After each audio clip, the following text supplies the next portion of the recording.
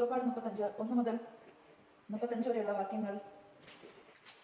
Sabbath വിശ്രമം. മോശ Israel സമൂഹത്തെ വിളിച്ചുകൂട്ടി പറഞ്ഞു, നിങ്ങൾ അനുഷ്ഠിക്കണമെന്ന് കർത്താവ് കൽപ്പിച്ചിട്ടുള്ള ഇവയാണ്. 6 ദിവസം ജോലി ചെയ്യുക, 7 ദിവസം നിങ്ങൾക്ക് വിശുദ്ധ ദിനമായിരിക്കണം. കർത്താവിന് സമർപ്പിതവും വിശ്രമത്തിനുമായതുമായ സാബത്ത് ദിനം. അന്ന് ജോലി ചെയ്യുന്ന ഏവനും വധിക്കപ്പെടണം.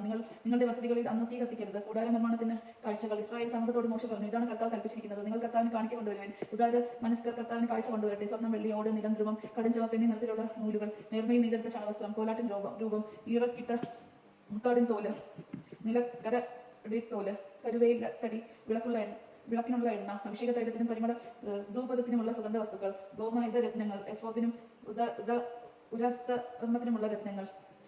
നിങ്ങളിൽ ശില്പ വൈദ്യകമുള്ളവൻ മുൻപോട്ട് വന്ന് കർത്താവ് ആജ്ഞാപിച്ചിരിക്കുന്നതെല്ലാം നിർമ്മിക്കട്ടെ. വിശുദ്ധ കൂടാരം, അതിന്റെ വിരികൾ, കൊളുത്തുകൾ, ചട്ടങ്ങൾ, അടികൾ, തൂണുകൾ, അവയുടെ പാദകുടങ്ങൾ, പേടകം, അതിന്റെ തണ്ടുകൾ, കൃപാസനം, തിരശീല, മേശ, അതിന്റെ തണ്ടുകൾ, ഉപകരണങ്ങൾ, തിരുസാന്നിധ്യത്തിന്റെ അപ്പം, വിളക്കുകാല്, അതിന്റെ ഉപകരണങ്ങൾ, വിളക്കുകാലുകൾ, എണ്ണ, ധൂപീഠം, അതിന്റെ തണ്ടുകൾ, അഭിഷേക തൈലം, ധൂപത്തിനുള്ള സുഗന്ധ ദ്രവ്യം, കൂടാരത്തിൽ വേണ്ടുന്ന യവനിക, ദഹനബലിപീഠം, ഓടുകൊണ്ടുള്ള തന്റെ ചട്ടക്കൂട്, തണ്ടുകൾ, മറ്റുപകരണങ്ങൾ, ക്ഷണപാത്രം, അതിന്റെ പീഠം, അങ്കണത്തെ മറയ്ക്കുന്ന വിരികൾ, അവയ്ക്കുള്ള തൂണുകൾ, അവയുടെ പാദകൂടങ്ങൾ, അങ്കണ കവാടത്തിന്റെ യവനിക, കൂടാരത്തിനും അങ്കണത്തിനും വേണ്ടുന്ന കുറ്റികൾ, കയറുകൾ, വിശുദ്ധ സ്ഥലത്തെ ശുശ്രൂഷയ്ക്ക് വേണ്ട തിരുവസ്ത്രങ്ങൾ, പുരോഹിതനായ അഹരോനും പുരോഹിത ശുശ്രൂഷ ചെയ്യുന്ന അവരുടെ പുത്രന്മാർക്കും അണിയാനുള്ള വിശുദ്ധ വസ്ത്രങ്ങൾ. ഇസ്രായേൽ സമൂഹം മോശയുടെ മുൻപിൽ നിന്ന് പിരിഞ്ഞുപോയി.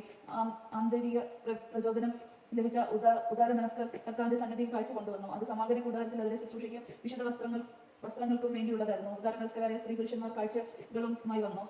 അവർ സുചിതങ്ങളും കർണവളയങ്ങളും അങ്കുലീയങ്ങളും തോൾവളകളും എല്ലാത്തരം സ്വർണ്ണാഭരണങ്ങളും കൊണ്ടുവന്നു. അങ്ങനെ ഓരോരുത്തരും കർത്താവിന്റെ സ്വർണ്ണം കൊണ്ടുള്ള കാഴ്ച സമർപ്പിച്ചു. ഓരോരുത്തരും കൈവശമുണ്ടായിരുന്ന നീലം, ധ്രുവം, കടുംചുവപ്പ് എന്നീ നിറമുള്ള നൂലുകൾ, നേർമയുള്ള ചണ തുണിയും, കോലാട്ടിൻ രോഗവും, ഇറക്കിട്ട മുട്ടാടിൻ തോലും, നിലക്കരട് തോലും കൊണ്ടുവന്നു. വെള്ളിയോ ഓടോ അർപ്പിക്കാൻ കഴിവുണ്ടായിരുന്നവർ അത് കൊണ്ടുവന്ന് കർത്താവിന് കാഴ്ചവെച്ചു. ഏതെങ്കിലും പണിക്ക് തകുന്ന കരവേലത്തടി കൈവശമുണ്ടായിരുന്നവർ അത് കൊണ്ടുവന്നു. കരവിതുരമുള്ള സ്ത്രീകൾ നീലം, ധ്രുവം, കടുംചുവപ്പ് എന്നീ നിറങ്ങളിൽ സ്വന്തം കൈകൊണ്ട് പിരിച്ചെടുത്ത നൂലുകളും നേർമയിൽ നെയ്ത ചണത്തുണിയും കൊണ്ടുവന്നു. നൈപുണ്യവും സന്നദ്ധ്യതയും ഉണ്ടായിരുന്ന സ്ത്രീകൾ കോലാട്ടിൻ രോമം കൊണ്ട് നൂലുണ്ടാക്കി.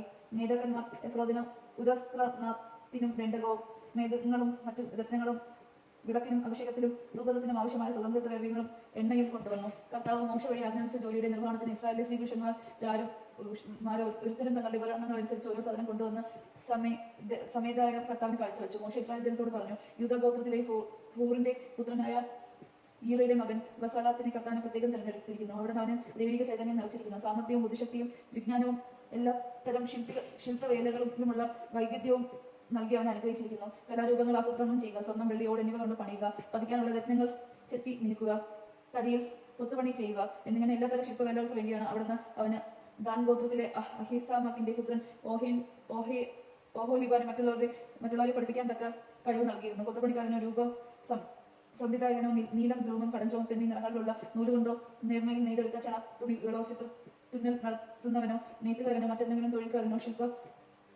ശില്പകലാവിദഗ്ധനോ ചെയ്യുന്ന ഏതുതരം ജോലിയിൽ ഏർപ്പെടുത്തുന്നതിനും വേണ്ട തികഞ്ഞ കഴിവ് അവിടെ നമുക്ക് നൽകി.